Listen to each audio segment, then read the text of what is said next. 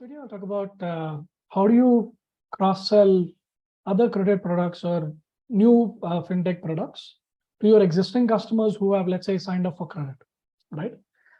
Before that, let me talk about different kinds of data points that are captured within credit journeys, because that is what you'll be utilizing to actually understand the customer better and therefore map them or try to cross-sell the right right product, right?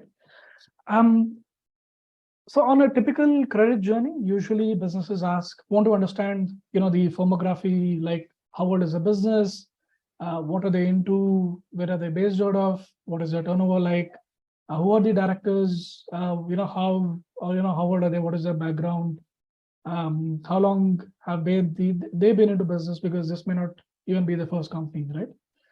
So you get a lot of data about the business itself, the nature of the business. You also get a lot of data around the transactions and other credit products that they've already taken and all of that. So to give you an example, you may understand, for example, their credit scores and credit reports, which actually tell you what kind of credit products they have already taken, what is the amount, from which kind of institutions, is it NBFCs. So this actually gives you a lot of information. So for example, someone who is where a bank has actually served a particular business, it means that they are typically more credit worthy because banks have higher higher or better, more stringent norms compared to NBFCs. And if someone has taken a specific type of credit product as well, right? Be it typical business loan, it could also be auto loans, or it could be different kinds of loans as well. So you would understand, depending on the type of credit product and the quantum, you'll understand how the business is doing it based on how the recency is, the payment history, all of that, right? If the payment history is good, if the recency is, if the recency is, I mean, it can be recent, it can also be old as well, but depending on how frequently they're taking as well, right? The other kind of transaction data you can look at is GST returns and also bank account data. So bank account data actually is very insightful because you get to know with whom they're transacting, what is the quantum of each transaction, how many transactions are being done in a particular month, how many credit and debit, which of these are for purchases, which are these are for expenses. You have smart solutions in the market which categorize different kinds of transactions in the first place. And what this does is help you understand where exactly money is going in and from where is it coming, right? So this is again very valuable because if you're building or if you want to cross-sell fintech products, following the money is, I think, the best way to do that, right? Similarly, GST return data. GST return is again completely over the board data that you can actually get with. I mean, it's obviously consent driven, but if you're getting that data, then it means that who are they buying from, who are they selling to. It's actually much more easier than understanding that than from bank account statements. From GST returns, you get to know what is the turnover of the business, which is whereas bank account data may not always be reliable, right? There could always be transactions which may not always be related to the business, right? So GST return is therefore much more reliable. And what this means is using all of this data, you get to know you've collected this data to sell a particular credit product. But using this data, you would also know what are other relevant credit products that you can sell. At the same time, what could be something which they could need today. So I'll give you an example.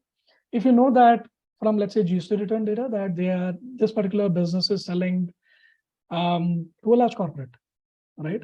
And they have so far taken few business loans, right? You may want to think about, can I can I cross-sell, let's say, invoice discounting, which actually brings in retention because invoices are raised every month or periodically. And it also gives you a stable cash flow, right? It gives the SME a stable cash flow as well. So it becomes a much better credit product to sell than, let's say, a business loan, which, let's say, the business is taking once a year or so. To give you another example of what else you could cross-sell,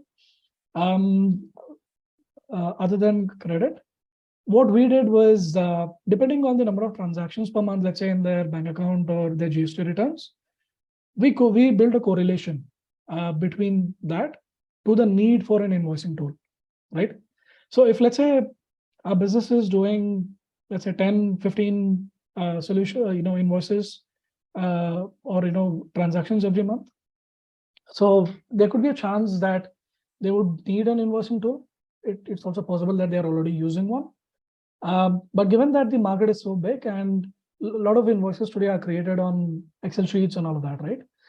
And while there are digital solutions in place and also desktop-based solutions, not everyone is using that.